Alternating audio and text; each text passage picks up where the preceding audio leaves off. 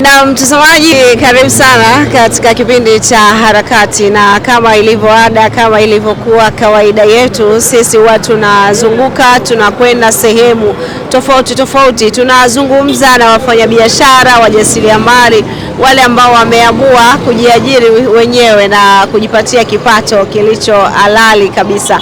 Yamkini wewe ni mfanyabiashara, ni mjasiriamali na unatamani sana crew nzima ya kipindi hiki cha Harakati tuweze kufika katika eneo lako la biashara, basi usisite kutuandikia, tuambie tu uko wapi, unafanya biashara gani, uko sehemu gani, nasi bila yana tutaweza kufika kama ambavyo tumefika hapa kwa Mr. Joseph ambaye yeye ni mjasiriamali ama mfanyabiashara wa kuku. Hapa anauza kuku na bila shaka kuna vitu vingi tutaweza kujifunza kutoka kwake, kwa namna gani mpaka ameweza kufika hapa alipoweza kufika, kwa namna moja ama nyingine ameweza kupiga hatua kutoka sehemu moja na kwenda sehemu nyingine. Mr. Joseph, habari? Salama ndo. Hongera kwa kazi. Asante sana. Kwa faida ya mtazamaji ambaye anatutazama sasa hivi, tunatamani kufahamu majina yako kamili ni nani? Naitwa Joseph Mgosi Kimoma. Ni mtu wa wapi? Mimi mtu wa Tarime. Tarime ndio. Kuna ukweli kwamba wanasema ukiwa unaingia mkoa wa Mara wanakuambia hakuna karibu, wanakuambia tu hapa funga mkanda umeingia mkoa wa Mara. Kuna ukweli wote juu ya hilo? Ni kweli kabisa ipo. Kule hamna lele mama, kule ni kufunga mkanda. Hapa ni kijeshi. Kijeshi. Okay. Kwa hiyo hizi kauli kumbe zina ukweli ndani yake. Kauli zile zina ukweli kabisa, sababu ukifika sehemu ukienda mikoa mingine anakuambia karibu mkoa fulani. Sisi umefika mkoa wa Mara. Sisi umefika mkoa wa Mara. Umefika mkoa wa Mara ndio. Okay. Kwa lazima uwe ngangari kidogo. Lazima uwe ngangari. Kwa watu majasiri. Kwa watu majasiri. Okay, hongereni sana. Asante sana. Sawa, tunatamani pia kufahamu elimu yako ya msingi ulisomea ukiwa wapi? Mimi nimesomea mkoa wa Mara, akisikufika kumaliza shule. Okay. Nilisoma baada kwa mzazi wangu amekufa mwaka 94. Huko niendeleza kikosekana. Okay, ulisoma mpaka darasa la 7. Na sababu sikumaliza. Hata la 7 yenyewe kumaliza. Sikumaliza. Okay, unafikiri labda ulikutana na changamoto gani ili kufanya ambao ukashindwa kumaliza? Changamoto zipo. Sababu babangu mzazi baada kufariki alituacha tukiwa wengi nyumbani. Kwa hiyo kuna maana akawa ni mama, sasa mama ndio baba ndio mama. Ule uwezo kusukuma wenzake akashindwa, tukaamua kujitegemea wenyewe. Nakumbuka ilikuwa 2002 baada ya kuacha shule ilienda nilikuwa nalipa shilingi 10,000 kwa mwezi. Unalipa 10,000 kwa mwezi? Kwa mwezi. Na unakumbuka ulikuwa unalima kiasi gani cha eka? Nilikuwa si eka kubwa, lakini nilikuwa nalipa kwa mwezi, kwa naishi pale nyumbani. Mpaka leo hii nimekaa kama familia, mpaka leo huwa naenda. Imeshakuwa ni ndugu Okay. Kwa hiyo yani ilikuwa sio kwamba unalima kwa mfano labda eka moja unalipwa shilingi fulani, yani ile ulikuwa unalima mwezi mzima na kisha ndio unalipwa hiyo 10,000? Nilikuwa nalima mwezi mzima nalipwa shilingi 10,000. Okay. Lakini nashukuru Mungu nilipokuwa nalima niliishi kama nyumbani, walinifuga kama familia yao. Mpaka sasa kuja kujitambua nikaondoka nikaja Mwanza. Okay. Nilipokuja Mwanza nilienda kwa shemeji yake na yule ambao anafanya kazi. Nilikuwa nafuga kuku. Ananipa kwa mwezi shilingi 50,000. Ndio kumaliza kulipa 50,000, nikakoma baadaye nilienda nikaishi pale kama familia nyumbani. Nilipomaliza kuishi kama familia nyumbani, nikaingia kwenye masuala ya viatu. Nilikuwa nachukua viatu na kuna ndugu yangu mmoja anaitwa Alex. Alikuwa analeta viatu, mimi naenda kuuza Geita, Shinyanga, Kahama, Katoro, Takora. Ndio kaja kwa kama mzoefu wa biashara.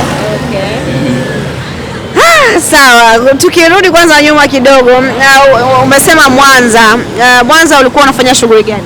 Mwanza nilikuwa nafuga kuku. Unafuga kuku? Nimeanza kufuga kuku vitangie vikiwa vifaranga vidogo. Kuku wa kienyeji, kuku wa kisasa? Nilikuwa nafuga kuku wa kisasa. Wa broiler weupe hawa. Nilikuwa nafuga, tunauza. Baadaye ilipofika sasa tukastopisha ile kazi ile. Nikaishi nyumbani kama familia moja. Baadaye kwa najishughulisha masuala ya viatu, narudi kuishi pale nyumbani. Hapo Mwanza. Hapo Mwanza. Mama mpaka leo ni familia yangu, ishakuwa ni familia yangu, mama mlezi. Anaitwa Mamliba. Na wakati umepata hiyo kazi ya ufugaji wa kuku, ulikuwa una ujuzi wowote kuhusiana na masuala ya ufugaji? Sikuwa na ujuzi wote. Kwa hiyo yeye mwenyewe ndo alikuwa anakuelekeza? Alikuwa ananielekeza mwenyewe mpaka nimekuwa mzoefu mpaka leo. Na hapo hata napokaa mpaka sasa hivi huwa nafuga, ndo wengine naleta huko bandani. Kwa hiyo hao kuku unafuga mwenyewe? Hawa nimenunua, ila hao nimefuga mwenyewe hawa. Labda tunatamani kufahamu kwenye masuala labda ya ufugaji wa kuku, ni vitu gani ambavyo yule mtu ambaye anasema anataka kuanzisha biashara ya kuku wa kisasa, kuna vitu muhimu ambavyo anatakiwa vizingatie, ni vitu gani? Vitu vya muhimu kuzingatia ni usafi na kuwa karibu na sehemu wanapolala. Ndio kufanya usafi, vyombo vile vya kuku vioshe, uweke chakula kwa wakati, uweke maji kwa wakati. Uangalie kuku kama akiwa na asili ya kuumwa, anakuwa na asili ya utamwona anasinzia, unakuwa ni karibu, yaani uwe karibu nao uweze kujua kuku huyu anaumwa, ukaandaa kama dawa, ukaje kuhudumia kuku anakaa vizuri.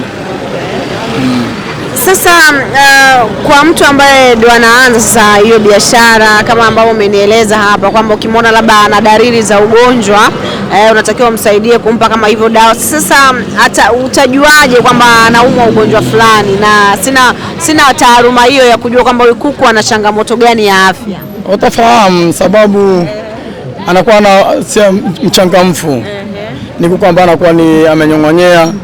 Sawa, kwa hiyo ninapoenda sasa duka la dawa, namwambiaje yule mtu ambaye ni mhudumu wa dawa hizo za mifugo kwamba atampatia dawa gani? Kwa sababu sina uzoefu na kwamba najua anaumwa ugonjwa gani, ama magonjwa yao gani yanajulikana? Magonjwa yanajulikana kwa akiwa anaumwa mafua ni huwa anapiga chafya. Akiwa anaumwa tumbo atakunya uharu mweupe.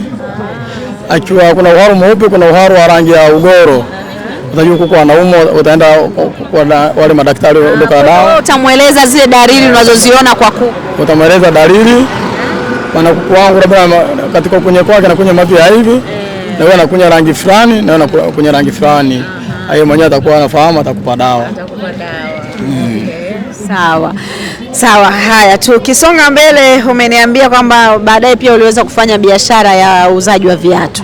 Mimi nimefanya biashara ya viatu, nimeuza sana, nimeuzia kama Mwanza, nimeuza yote, asilimia yote nimeuza viatu kwa kuzunguka. Mkoa wa Dar es Salaam nimeuza viatu kwa Dar es Salaam hii, nimeenda kusini, nimeuzia Mtwara, nimeuzia Masasi. Kuna sehemu moja anapaita kutoka Masasi kwenda mbele, kuna nimesahau kidogo jina, wanaita Mikangaura. Ndio nilipoishia kwa kurudi huko sasa. Kokote huko umepita. Kokote nimepita kwa kuhangaika. Kufanya biashara kutafuta maisha, nione kama nitatoka kama wenzangu. Ila japokuwa bado tunaendelea kupambana. Naangaika bado kupambana nitakapoishia. Sawa, na ulikuwa wakati ukiwa Mwanza unachukua mzigo, ulikuwa unachukulia kwa Mwanza ama ulikuwa unakuja Dar es Salaam unachukua ndio unapeleka mkoani? Kwako ilikuwaje? Nilipoanza nilikuwa nachukulia Mwanza, lakini baada ya kuwa nimepata mtaji, ulianza kukokoa mtaji kufika mpaka milioni 1 mpaka milioni 2, nilikuwa naenda kufuata Nairobi. Mnaenda Nairobi? Nilikuwa naenda Nairobi na ndugu yangu mmoja anaitwa Alex, ni mtoto mjomba wangu. Nilikuwa naenda kuuza viatu.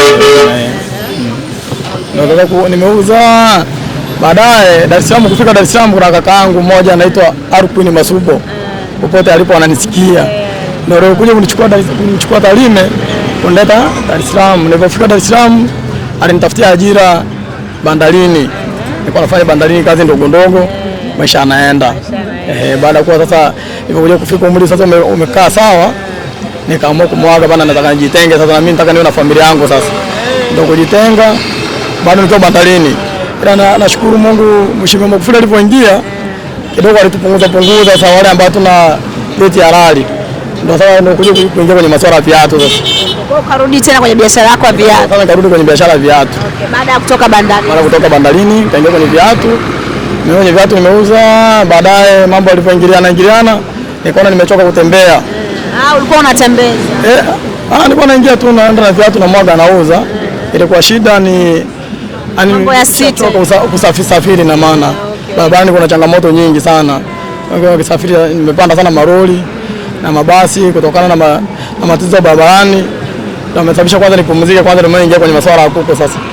Wanakuambia unapotafuta sehemu moja, unapokuwa unaona sehemu moja inakuwa kidogo kuna utofauti fulani, unatakiwa uhamie tena uhamie upande mwingine. Uangalie changamoto sehemu nyingine. Uangalie changamoto sehemu nyingine. Katika utafutaji na mambo mengi. Unaweza ukaa upande huu, ukaenda upande huu ni mgumu, ukaja upande mwingine unajua utatokea sehemu gani. Sawa. Baada ya hapo sasa kuachana na biashara ya uzaji wa viatu, ukasema sasa ngoja nirudi tena kwenye biashara ya kuku. Nasema niingie kwenye masuala ya biashara ya kuku. Nashukuru Mungu. Napata za ndogo ndogo za sijasema mimi napata hela nyingi za kukimu familia yangu mimi napata. Kwa hiyo mtu ambaye anakuja hapa kwako kwa Mr. Joseph anakutana na kuku wa kienyeji pamoja na kuku wa kisasa. Nakutana na kuku wa kienyeji na kuku wa kisasa ambaye ni chotara. Ni chotara. Ikiwa unasema kuku chotara ni kuku wa namna gani? Maana kuna mwingine hawezi kufahamu unapozungumza chotara ni kuku wa namna gani? Chotara ni kuku ambaye ni kwa jinsi tunavyofahamu kwa sisi ni kuku wa kizungu aliochanganya na kienyeji. Ambapo ukimwangalia asilimia na rangi ya kuku wa kienyeji. Na kuku wa kienyeji ni tofauti na kuku na chotara. Ndio maana kama hao ni chotara na hao wengine nao ni chotara, lakini kwa kuku wa kienyeji kama huyu hapa ndio unaweza kumuita kuku wa kienyeji. Wengine hao ni chotara, ni tofauti na kuku wa kienyeji. Ila kwa haraka haraka kama hujui unaweza kusema ni kuku wa kienyeji. Unaweza kusema ni wa kienyeji. Unasema wa kienyeji. Sawa. Na katika hapo kuna kuku wa mayai na kuku wa nyama pia. Kuku wa mayai ni yani ni special kwa ajili ya kutaga mayai. Na huwa kui zaidi ya pale na ni kuku ambaye yani kazi yake ni kutaga mayai tu tunakula yeye. Lakini vile vile ukimchukua kumweka kama nyumbani akaweza kupandwa na kuku mwingine anaweza akataga mayai baada ya kupandwa akataga mayai na mayai akatotoleshwa na vile vile akawa vifaranga. Na kuku wa nyama kwa mantikio kwamba kuku wa mayai yeye huwa anatoa mayai tu atotoleshi, yani avikali vile mayai yake kutoa vifaranga. Ile kuku hawezi kutoa vifaranga sababu anakuwa ametaga bila kupandwa na jogoo. Kuku wa mayai huwa anataga bila kupandwa na jogoo. Yeye anataga bila kupandwa na jogoo. Lakini ukimweka kwenye majogoo akapandwa ile mayai yake akawa na virutubisho fulani vya yani kwa kuku wa kiume anataga na totolesha vifaranga. Hapo kuna kitu nimejifunza. Anataga tu vizuri. Wote nasema sababu mwenyewe nimetest, nimejaribu kuangalia, nimechukua kuku wa mayai nikapeleka nyumbani, alipopandwa iliweza kupata vifaranga vyake na ni kuku mzuri na anahimili shida zote. Na anajua kabisa kuyatamia yale mayai. Ile kuku hawezi kujua bila kupata kuku wengine wa kienyeji. Lazima mchanganya aone wenzao wanavyofanya. Yule anaishi kwa kuiga.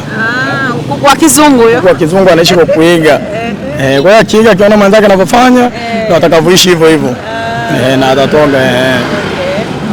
Sawa. Na huyu kuku ambaye anatoa mayai peke yake huwa anafika ukomo pia anakuwa atoi tena mayai ama kwake inakuwaje? Kuku ana kikomo chake. Alikuwa ndani ya mwaka mmoja miwili anakuwa anaendelea kutaga, lakini hawezi kukokota kama ulikuwa na uwezo kukokota tray kama ulikuwa bila kuku 300 ulikuwa na uwezo kukokota tray labda 30 watapunguza mpaka tray 20 mpaka 10 na mpaka siku zingine hawatagi unakuwa unakota moja moja, na maana hapo kiwa uwezo wake ule umepungua umeisha. Kwa hiyo inabidi tu umuuze. Ndio maana yule sasa anakuwa anauza kwa bei shilingi labda mwingine anaweza shilingi 13,000 12, watu mabandani kama sisi wanakuwa wanauza 15,000. Na kuna aina tofauti watu nasikia kwamba kuna kuku kishingo sijui nini, kuna aina hizo za kuku. Kuku kishingo aina zipo na ndio maana unaona mpaka sasa hivi unaona wao ni kishingo hao. Hao ni chotara, lakini kuna kishingo na kuna ambaye mwingine si kishingo. Lakini wote ni wale chotara. Japokuwa kishingo huwa ni kuku mmoja ambaye ana uzito mkubwa kuliko kuku mwenzake. Ni mzito na kwa wale ambao tunauza nyama wanapenda kuku, wanasema na nyama nyingi. Kuku wa kishingo. Sawa. Haya, mtazamaji, kipindi ni Harakati. Tuko hapa kwa Mr. Joseph na bado tunaendelea kujifunza kutoka kwake kuhusiana na masuala ya ufugaji wa kuku na uuzaji pia wa kuku. Yeye ni mjasiriamali hapa, lakini pia umemsikia yeye mwenyewe ni mfugaji pia wa kuku. Tunasonga mbele tuweze kujua nini ambacho kinaendelea. Nikirudi kwako Mr. Joseph, umepunde tu hapo ulinieleza kwamba sio kwamba tu unauza, lakini wewe pia mwenyewe ni mfugaji wa kuku. Ndio, nafuga japokuwa sio wengi. Naweza kufuga kuku. Tuseme ndio katika ufugaji wangu sio wengi, sababu pale ninapokaa sina banda ila na chumba ambaye ni chumba ambaye ile nyumba nilipofikia ni nyumba ya kakaangu mimi ambaye ni Arkuni Masubo, ndio baada kunipa ile nyumba kukaa. Nikaona kile chumba kile sasa angalau kidogo nikaweka kuku sio wengi, naweza ngaweka kuku 50. Kuku 50. Mimi ni kuku 50 sio wengi sababu sitaki kujipa pressure yani uwezo wa kitu ambao uwezo sina. Naweka kuku 50. Lakini 50 wale naweza nikauza nikapata hela. Nikaweka naweza nikaweka 50 nikatumia kama shilingi 500 mpaka kuja kuuza natumia 500. Lakini namshukuru Mungu nikiwarisha vizuri na nikatoa naweza nikajikuta wamenipa 200 300 ambao najua watoto wangu wataenda shuleni na familia yangu itakula. Na hawa kuku wa kizungu kutoka pale wanapokuwa vifaranga mpaka wanakuja kukua kuwauza inachukua muda gani? Kuku wa kizungu kama chotara huwa ni tunaanza na miezi 3 katika vifaranga mpaka miezi 3 wanaanza kuuzwa. Kwa hiyo sio muda mrefu sana. Achukue muda mrefu, ni juhudi yako utakavyohudumia. Yule anahudumia sana mtoto wa tajiri, mtoto wa maskini. Wa tajiri anaye kutoboa, anakuwa haraka. Wa maskini anadumaza kutokana na lishe duni. Na kuna ukweli wowote kwamba kuna watu wao wanasema kwamba hawa kuku wa kizungu wanakula sana, wana gharama kubwa tofauti na hawa wa Kiswahili ambao wanajitafutia wao wenyewe? Ni kweli wana gharama sababu mpaka sasa hivi mfuko wa chakula mmoja kwa ile katika chakula chenye mfuko ina 3 kuna shilingi kuna 95, kuna 85 na kuna kama 105. Lakini unairisha na lisha ule 85 na masa 85 wale wakikua wao wanakula ndani ya siku 3 yani wamemaliza. Unachukua tena 85 uchukua 85 nyingine. Kwa muda miezi 3. Sasa wewe ndani ya miezi 3 hii baadaye unawafungulia anaingia mtaani na hao tufungulii ila kutoka sasa kuku nao wangapi sasa? Ndio wanakula, lakini hao sasa wanaweza wakara mifuko mingi kutokana ukiona kuku 200 naweza kutumia mifuko 20 10 na kitu. Na wewe unafungua saa ngapi ofisi yako? Mimi ofisi ikiwahi sana kutokana na mazingira nyumbani huwa nafungua mida saa 1 mpaka saa 2. Unakuwa tayari umeshafika? Nishafika.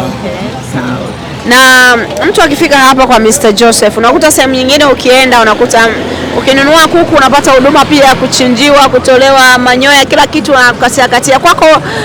Utaratibu wa hapa upoje? Ni kweli, ila kwangu mimi nikiuza kuku sichinji, ila kuna watu jirani, baadhi ya watu ambao wanaenda kuchinja sababu huduma kuchinja, sababu huku wengi ni Waislamu, hata Kristo sasa hivi anataka kula lazima achinjiwe na Muislamu. Kwa mimi sitaki kuvunja sheria ya watu wengine, na maana navuza kuku na mimi sichinji, ila nitamwelekeza sema kuchinja. Mimi namuuzia kuku labda kama nimuuzia shilingi 30,000 kuchinja kuku moja ni 2,000, wengine mpaka shilingi 1,000 anachinjiwa na kabidhiwa nyama yake anaondoka. Tupo kwenye msimu huu wa sikukuu, kwa namna gani sasa umejiandaa kuhakikisha unawahudumia watu vya kutosha kabisa, kwa sababu lazima watu wanakuwa wengi? Umejiandaaje? Sikujiandaa sana, nimejiandaa kawaida tu kutokana mtaji wenyewe sina mtaji mkubwa sana. Ni kubangaza kama kuku wenyewe ndo naona hao. Na wengine nimeenda angalau kidogo ngachukua kama kuku 50. Ila kuku 50 hao bado hawajaingia bado. Nimeenda kuchukua mkoani. Hao kwa ni chotara sababu nimekosa muda kwenda mkoani. Nimeenda baadhi ya watu wafugaji kama wenzangu. Nimeenda kwao wameniuzia kuku, wengine nimechukua kuku 50.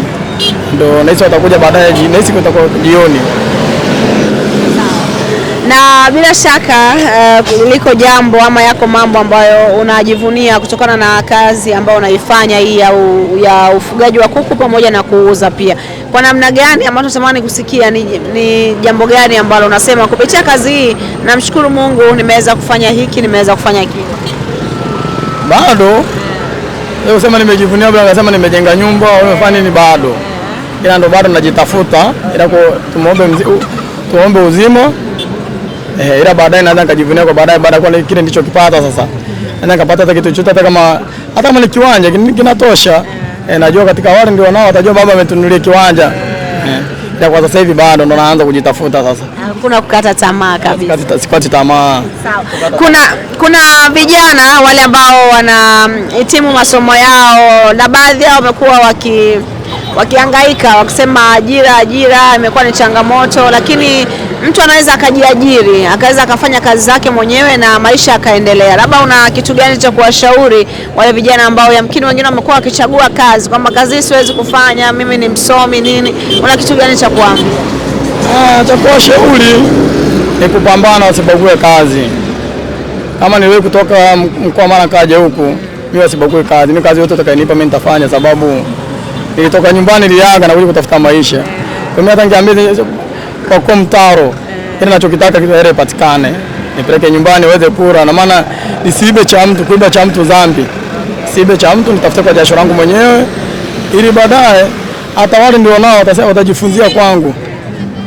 Bana labda kama ni baba au kama ni mke asema mume wangu anapambana. Kwa hiyo yeye ananipa moyo kupambana na kupata kile kitu tunachokihitaji. Kwa hiyo wale ninachoomba ni wajitume, watafute mtaji. Sasa lazima na milioni. Mtaji unaanza na mtaji mdogo. Mimi nakumbuka kuja kupata mimi hela kuku nilioanza nao ni wachache. Mimi nilianza kuku 20. Na kuku 20 kuna mama mmoja nilikuwa nafuga naye, ni Msukuma. Nimefuga naye nimepitia mbali. Akawa ananilipa kwa mwezi shilingi 50. Ila anaishi hapo kwa kakaangu hapo. Nilikuwa nikinunua 50 ile. Sasa mimi nilichokuwa nakifanya nilikuwa nachukua kuku moja kwa kwake. Baadaye naenda namlipa na wasombea mle ndani wakakua. Ndio baada kuja kukua nikaja nikauza. Nakumbuka mara kwanza nilikuja kuuza wale kuku niliuza shilingi 15 kwa kuku mmoja, lakini alikuwa na uwezo ambao ningeweza kumuuza 30. Nilikuwa sijajua soko lake. Ndio baada kuuzia wale kuku wale kujifunza katika kuuza kwangu kule.